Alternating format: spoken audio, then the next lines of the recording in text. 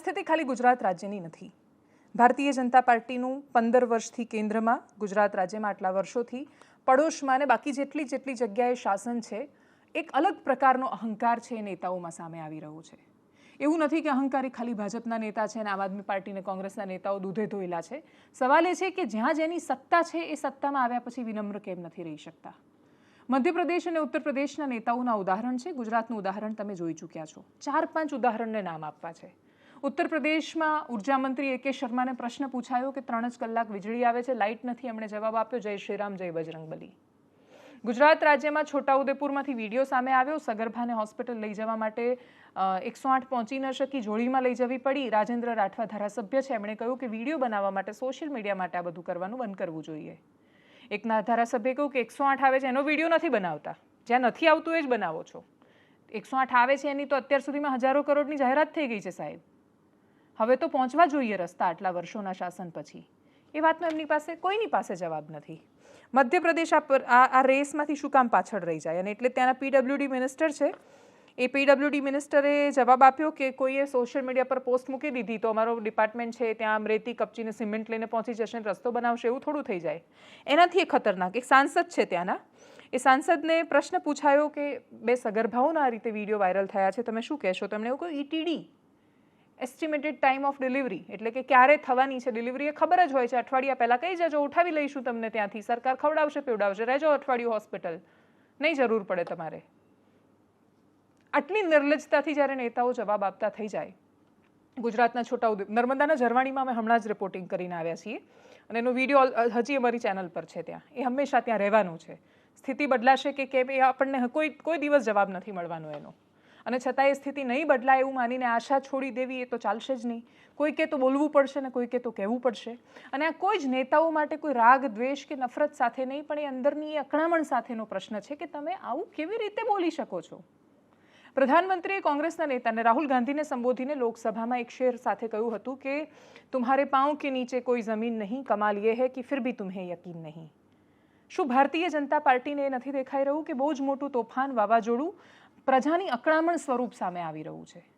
એ અકળામણવાળું તોફાન તમે નથી જોઈ શકતા તો એમાં તમારું રાજનીતિક નુકસાન થવાનું છે. પણ એ સમય તમને જે મળ્યો છે, ભારતીય લોકતંત્રના ઇતિહાસમાં વન્ડરફુલ ચાન્સ જો કોઈને મળ્યો હોય તો એ રાજીવ ગાંધીની એટલી બહુમતીવાળી સરકાર પછી એ તો લાંબો સમય શાસન જ ન કરી શક્યા.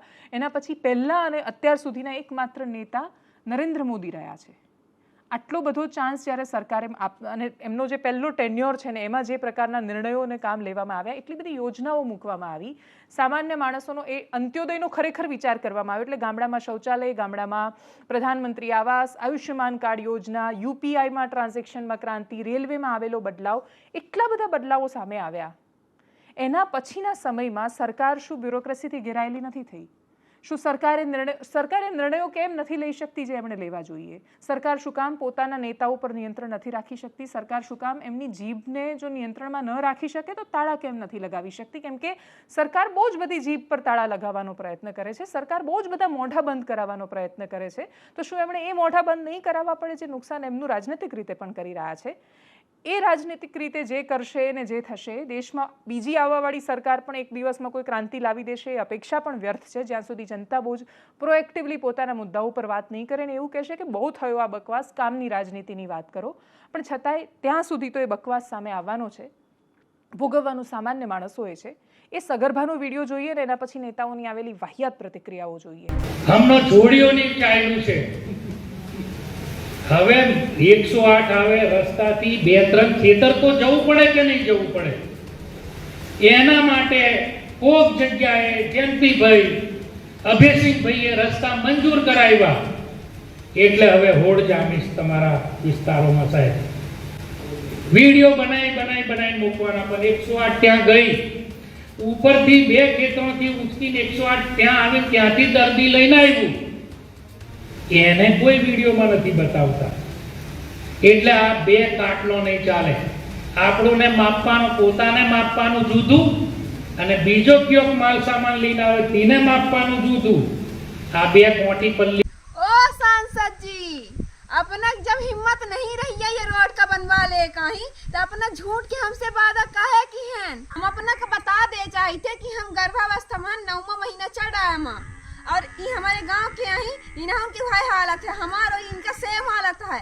तो चाहे अपना एमा मुर्मीकरण कराई बहन और चाहे तो राखड़ डरवाई और तुरंत करवाई, कहे से कि अब कौना टाइम पर रात बिरात दिन अगर आधी रात में काम पड़ गया तब कत्ती समय हमें जे कान पड़ गया तो हम बजे का करा, और उनके एम्बुलेंस ना आई जाता और कुछ भी हो गया तो एक जिम्मेदारी होती सालगी जिम्मेदार अपना हो, अब हम बता दे थे। हमारे पास एम्बुलेंस है, हमारे पास सुविधाएं हैं, हम हमारे पर वहाँ पर आशा कार्यकर्ता हैं, हम व्यवस्था करेंगे उसके लिए। क्या उसमें क्या चिंता की बात है? अस्पताल में भर्ती हो जाओ आकर के, अगर कोई ऐसी बात है तो भाई डिलीवरी का EDD होता है, एक्सपेक्टेड डेट होती है, उसके हम 1 हफ्ते पहले उठवा लेंगे। उनकी इच्छा है तो यहाँ आकर के आ जाए, भर्ती हो जाए, हम सब सुविधा देंगे। हमारी सरकार भोजन पानी भी देती, सब कुछ करवाती है। इसलिए मैं समझता हूँ कि इसको सामने रख करके इस तरीके की बात करना कोई उचित बात नहीं है। अब किसी को मान लीजिए सोशल मीडिया में छाना है तो छाने के लिए आप कुछ भी कर सकते हो, ये तो फिर हर गांव में ऐसे ही होगा। सड़क मैं नहीं बनाता हूँ, सड़क इंजीनियर उसकी सर्वे करता है, कोई ठेकेदार बनाता है, DPR बनता है, उसकी बहुत सारे प्रोजेक्ट्स, वैसे भी 2-3 साल लगता है। एवं केवल 3 घंटा बिजली मिल रहा है, 3 घंटा 10 मिनट 24 घंटे 3 घंटा बिजली मिल रही है। SDO बोर्ड लगा के बैठा है कि 11 बजे 4 बजे तक मिलेगी, उसके बाद नहीं मिलेगी। एक बिजथुआ से तेरा लगा रहे हैं।